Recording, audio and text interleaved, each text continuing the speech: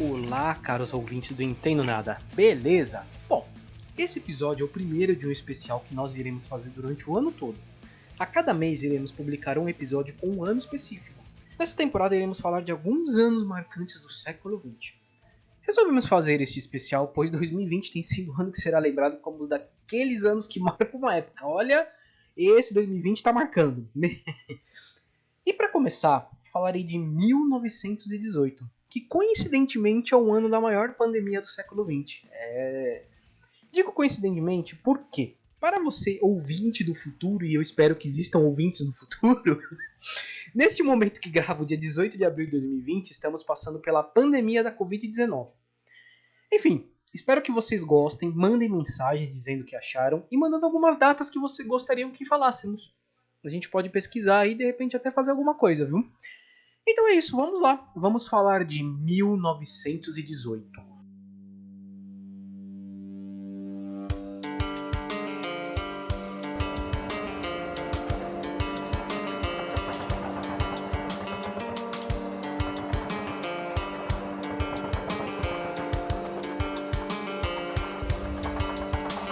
No segundo semestre de 1918, o mundo observava a chegada do fim da Primeira Guerra Mundial.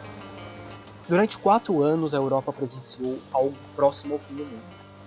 A Europa é um continente acostumado a guerras, catástrofes destruidoras e tudo mais, mas a Primeira Guerra ultrapassava tudo que os europeus tinham vivenciado até então na sua história moderna. Uma guerra que durou 4 anos, que matou em torno de 20 milhões de pessoas e deixou muitas sequelas. Eu digo que a diferença da Primeira Guerra para a Segunda Guerra foi nas sequelas. A Segunda Guerra ela foi mais efetiva e, né, maneira de dizer, mas ela matou muito mais. Ela não deixou muita sequela, ela matou quase todo mundo.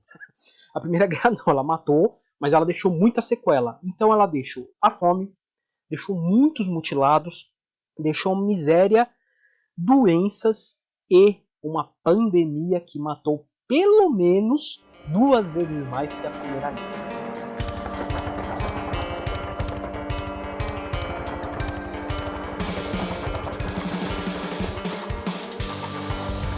Bom, como dito, a Primeira Guerra Mundial acaba em 1918, mais precisamente no dia 11 de novembro de 1918, e deixou inúmeras sequelas e entre elas uma pandemia.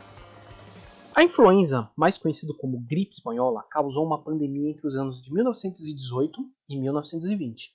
E não se sabe exatamente onde essa doença surgiu, mas o mais provável é que tenha surgido nos Estados Unidos, mais especificamente no Kansas, em uma base militar, ou na França, em meio à Grande Guerra.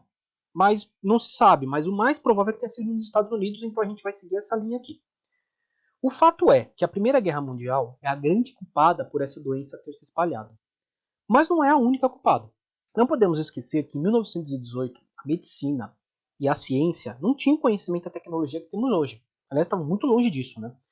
Os vírus já eram conhecidos, mas eles eram muito pouco estudados. E não é por descaso, mas é porque realmente a tecnologia na época não dava as respostas necessárias para poder avançar com o estudo dos vírus. Então sabia que existia, eles tinham ideia de que os vírus existiam, que causavam doenças, só que infelizmente eles não tinham muitas respostas, porque a tecnologia realmente não tinha avançado tanto, ainda mais em meio a uma guerra, né? Além disso, época de guerra normalmente é uma época de fome e de miséria. Logo, a subnutrição era muito alta no mundo. Realmente, morria-se muito de fome. E então isso ajudava mais ainda as pessoas a sofrerem com sintomas dessa gripe. Ou seja, você não comia, você ficava mal, você estava ruim, debilitado, e ainda vem uma doença que leva, né? Então, é um outro componente pesado para que tenha ajudado essa pandemia. Além de guerra e de fome, temos a má higiene. Porque se pensa, se o mundo sofria com fome, com miséria, a higiene com certeza não era das melhores, né? As pesquisas, na verdade, até mostram que o vírus surge exatamente numa base militar onde havia muita gente, muitos soldados e muita pouca higiene. Porcos, galinhas e gado circulavam entre os soldados, inclusive em seus dormitórios. Lembrando que este vírus provavelmente veio dos porcos.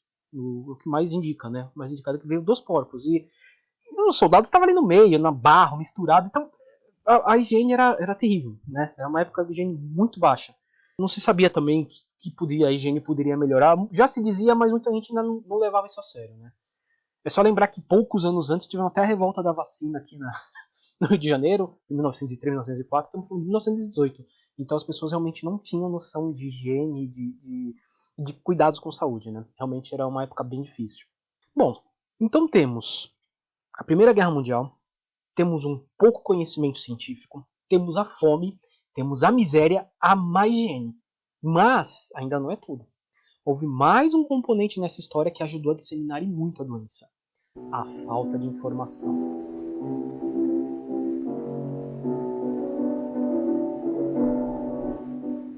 Bem, quando foram constatados os primeiros doentes na base militar dos Estados Unidos, isso foi por volta de março de 1918, pouco se fez e nada foi informado.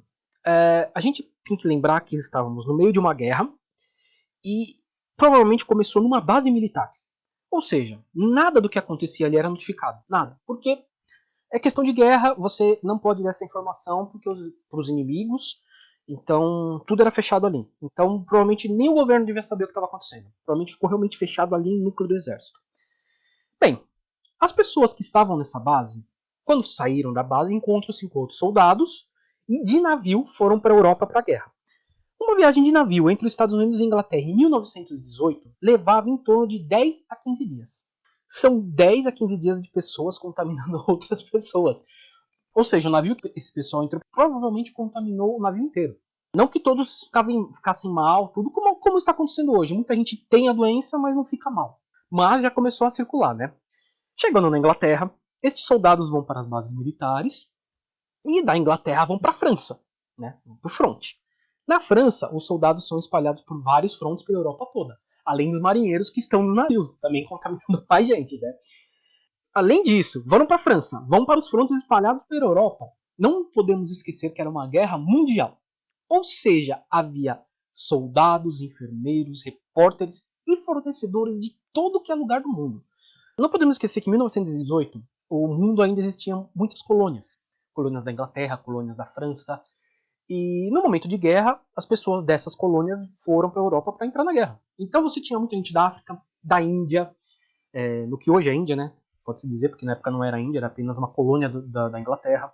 Muita gente da Austrália, muita gente de tudo que é lugar do mundo, inclusive do Brasil, que não era mais uma colônia, mas entrou na guerra também. Participou da guerra, mais pro fim dela, exatamente quando começou a gripe. Enfim, e o grande exemplo de que realmente a guerra ajudou a disseminar é que a Rússia ela sai da guerra em 1917, porque ocorreu a Revolução Russa. Por causa disso, eles acabaram saindo da guerra. Eles não se mantiveram na guerra. E a Rússia não foi tão afetada pela gripe, apesar de estar na Europa. Porque ela saiu da guerra, não participou mais. Os soldados vieram antes da doença. E quem continuou na guerra, os países que estavam nessa guerra, tiveram problemas sim com a doença. É bem interessante. Bom, dito tudo isso, no meio de uma guerra, as informações nem sempre são abertas. Pelo contrário, normalmente elas são bem fechadas, né? E quando notaram que não era só a guerra que estava matando soldados, os principais líderes dos países envolvidos preferiram não fornecer essa informação. Como eu disse, é uma maneira de você não dar informação para o seu inimigo e também para você manter os ânimos dos soldados no front, né? É uma maneira de você continuar com a guerra, manter os soldados firmes na guerra, continuando. E, inclusive até as pessoas nos próprios países, né? Normalmente em época de guerra, hoje seria difícil porque acaba disseminando, mas na época você não tinha como, a informação vinha só de um lugar. Era muito difícil ter vários lugares dando informação. Então, se quem está na guerra não está informando, muito dificilmente a imprensa aqui vai saber. E além disso, normalmente os países envolvidos nas guerras, principalmente as grandes potências, elas censuravam a imprensa para dar só notícia boa, para dizer que estavam avançando, ganhando, para poder manter a população, né, ajudando na guerra de alguma maneira. Mas enfim, se a doença surge nos Estados Unidos ou na França, por que chamam ela de gripe espanhola?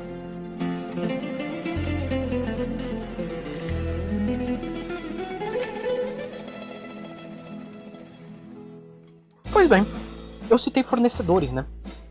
Os fornecedores normalmente são personagens que a gente não lembra numa guerra. Mas se parar pra pensar, tudo que chega na guerra, de armas a remédios, passa por alguma outra pessoa que não está ligada diretamente à guerra. São os fornecedores. Eles entregam comida, entregam remédio, roupa. E nem sempre são pessoas que estão na guerra, nem sempre são soldados, nem sempre são pessoas da guerra, militares. São pessoas que trabalham. Em 1918, o fornecimento dessas coisas era basicamente feito por estrada de ferro e principalmente por navios. Navios esses que passam por vários portos do mundo para buscar mercadorias e trabalhadores. Bom, a Espanha, ela não participou da guerra. Apesar dela estar na Europa, ela não entrou. Ela não decidiu nenhum dos lados, ficou na dela. Então ela ficou como um país neutro, né? Como ela não participa da guerra e está perto da guerra, né? Afinal ela estava ali na fronteira com a França, os seus portos e cidades eram um ponto um pouco mais calmo do que a própria guerra, né? Então muitas vezes os marinheiros, os navios, as pessoas que trabalhavam paravam na Espanha para descansar, para carregar, enfim, para fazer o que tivesse que fazer quando o navio estava parado. Com isso, a partir disso, muitos desses infectados que saíam da guerra paravam na Espanha por algum motivo, infectaram o país, deixaram a doença no país. E a Espanha, além dela estar neutra, e por estar neutra, ela tinha imprensa livre. Ou seja, foi o primeiro país que começou a noticiar que tinha algo de estranho. A imprensa começou a noticiar, falar, gente, tá morrendo muita gente aqui de uma doença e nunca vimos isso, né? Então, como a Espanha era o único país que noticiava, como a imprensa da Espanha noticiou tudo isso daí, os outros países começaram a falar, nossa, tem alguma coisa acontecendo na Espanha, é uma gripe que é da Espanha, ou seja, a gripe espanhola. Então, o mundo inteiro conheceu essa doença como gripe espanhola, mas não foi na Espanha que começou. É interessante, né? Foi, na verdade, o primeiro que noticiou. A gente não pode esquecer aqui que os primeiros casos ocorreram entre janeiro e março de 1918 nos Estados Unidos. A Espanha começou a noticiar o que seria então uma epidemia, né, dentro do seu país entre julho e agosto. Então você vê mais ou menos o caminho que vai tomando e o tempo que vai levando para isso, né? Mas a gripe pegou mesmo entre setembro e dezembro de 1918. Foram entre esses meses que mais morreram pessoas. Em outubro, por exemplo, estima-se que tenha morrido mais de 200 mil pessoas só nos Estados Unidos. Isso em um mês, em outubro. É interessante perceber que o pico da mortalidade está ligado exatamente com o fim da Primeira Guerra. A guerra acaba em novembro de 1918, como eu disse. Porém, desde agosto, a guerra já vai seguindo para o fim, né? Como as tropas francesas e inglesas vão avançando e vão derrotando os alemães e os austríacos, a guerra vai terminando. Alguns soldados vão voltando, os feridos voltam para casa, vai se desmontando a guerra, né? Toda aquela estrutura da guerra. Então as pessoas vão voltando aos poucos para casa. E como eu disse, é uma guerra mundial. As pessoas vão voltando para o seu lugar de origem.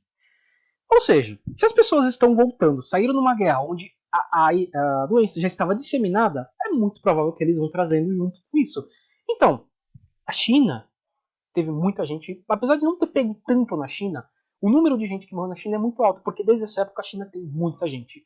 Mas a principal foi a Índia. Estima-se que só na Índia tenha morrido quase 10 milhões de pessoas. Só na Índia. Lembrando que a Índia era um território inglês nessa época. Então, os indianos vieram para a guerra e vieram muito grande número. Porque a Índia, desde aquela época, já era um país com muita gente. Bom, falamos de Índia, falamos das colônias, falamos de China. E agora temos que falar do nosso querido Brasil. Ah, ele não ia ficar fora dessa de jeito nenhum.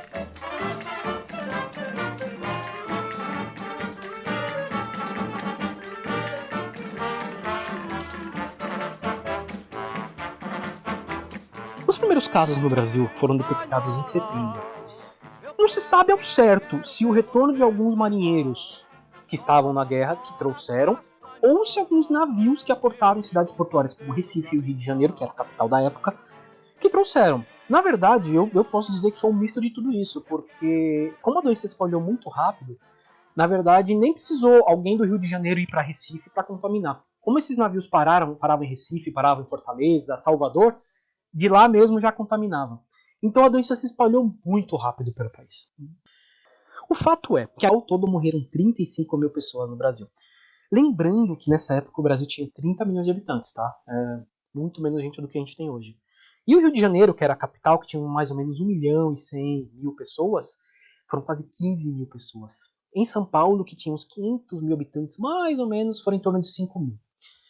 Bom, como eu disse, morreram 35 mil pessoas no Brasil, né? E um era um bem ilustre, né? Era o presidente que tinha acabado de ser eleito, o Rodrigues Alves. Ele morreu em janeiro de 1919, olha só. Ele assumiria a presidência em 15 de novembro de 1918, porém ele já se adoentou antes disso. Ele logo nisso já ficou doente. E ele não conseguiu se recuperar e acabou não aguentando as complicações da gripe e veio a falecer em janeiro. Cara, a situação no Brasil foi tão caótica que as principais cidades do país realmente pararam. A gente fala aqui de quarentena, né, lockdown, quarentena, mas na época parou e não foi por quarentena e nem por lockdown, não. é que tanta gente foi infectada que as pessoas não conseguiam trabalhar, não conseguiam ir pra rua. Por exemplo, os jornais, aliás, os jornais jornais e as revistas eram a única maneira de se informar. Não existia rádio, muito menos televisão, muito menos podcast. Então, os jornais, na verdade, eram a principal fonte de informação. E muitas vezes os jornais não conseguiam circular. Isso por falta de jornalista e de impressores, porque ele se adoentava e ficava em casa. Faltava gente para ir lá trabalhar, não tinha. Era uma situação bizarra. Parou, realmente, muitas cidades pararam. Faltava coveiro. Muitas vezes os coveiros não conseguiam. E faltou espaço em cemitério, não tinha onde enterrar. Chegou-se ao ponto existem relatos de pessoas que jogam os corpos na rua. Morreu, jogam na rua, para ver se alguém cata, leva para enterrar em algum lugar. Quem fazia isso eram os lixeiros. Olha a situação. Gente, é tão bizarro pensar isso. A pessoa morre dentro de casa, você não tem o que fazer com aquela pessoa, você joga o corpo na rua para você não se infectar, não ficar com a pessoa morta dentro de casa. O lixeiro vai passar e vai levar e vai jogar em algum lugar. Enfim, o que foi feito na época? Liberaram presos para poder trabalhar como coveiros. Então, ocuparam alguns terrenos, alguns cemitérios novos foram construídos rapidamente e enterrou muita gente em cova rasa mesmo, sem saber exatamente quem era, foi tudo enterrado ali. Uma situação bem complicada. Foi assim no Brasil e foi assim em muito lugar do mundo também, viu? A gente fala do Brasil porque a gente tá aqui. Todos os lugares do mundo sofreram com isso. Né? Inglaterra, Estados Unidos, todas as cidades, grandes cidades, Londres, Nova York também passaram por isso daí. O mais interessante é que os jornais, sem ter o que publicar, porque já não se sabia mais o que fazer, começavam a colocar receitas milagrosas, né? Então, tinha lá um monte de receita, toma cachaça, não sei o quê. E o mais engraçado é que a caipirinha foi criada nessa época. Muita gente achava que ela era uma dessas receitas milagrosas para curar a gripe, cara. É uma coisa genial. A caipirinha nasceu no meio da pandemia. Só o Brasil para essas coisas, né? Só o Brasil. O Brasil consegue coisas assim imagináveis. Como eu disse, o presidente morreu em janeiro de 1919 e, como todo mundo sabe, fevereiro é o mês do carnaval. E o Brasil realmente leva o carnaval a sério. Então, o carnaval de 1919 ele foi apoteótico. Cara, foi uma coisa assim no Brasil. As pessoas, sabe, soltaram a franga, como dizia a Xuxa, né? Cara, o que acontece? Em fevereiro, o número de doentes e mortos já havia caído, já tinha passado o pico, né? O pico da doença já tinha passado. Porém, ouvia-se que estava vindo mais uma onda de gripe por aí. Então as pessoas falaram, cara, eu passei por uma, tô vivo, vai vir outra, eu quero mais é que se dane, eu vou pra rua, se morrer, morri. Então as pessoas realmente comemoraram aquele carnaval como se o fim do mundo tivesse chegado. Foi uma coisa apoteótica, tem muitos relatos das pessoas despirocarem na rua mesmo. Saírem pelada, beijando todo mundo, gritando, fazendo sexo no meio da rua. Negócio assim, absurdo. Então, existem até livros, né? O Nelson Rodrigues escrevia muitos contos sobre esse carnaval, né? Carnaval de 1919, que foi uma coisa assim, fora de série. Carnaval mais apoteótico da história. Enfim, a gente sabe que o brasileiro é desse jeito, né? Cria caipirinha, né, no meio da pandemia e festeja o fim do mundo. Vai fazer o quê? Vamos festejar, né? É o jeito. Quero ver você sambar. Joga fora a castanhola, que eu lhe dou um pandeiro pra brincar. Em 1919, houve uma terceira onda da gripe. Lembrando que a primeira onda foi aquela considerada nos Estados Unidos, a primeira que atingiu os militares. Não foi tão grande.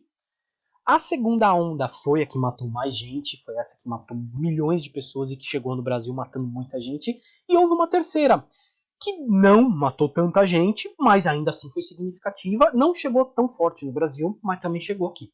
Mas em 1920, finalmente a pandemia cessou. O fato é que até hoje não se sabe o número exato de infectados e mortos. Estima-se que o número de infectados foi de 1/4 da população mundial dessa época. Ou seja, 500 milhões de pessoas, né? Existiam aproximadamente 2 bilhões de pessoas no mundo nessa época aí. E o de mortos, algo em torno de 50 milhões. Lembra que eu falei que na Primeira Guerra estima-se que foi de 15 a 20? Pois é, a pandemia matou em torno de 50 milhões.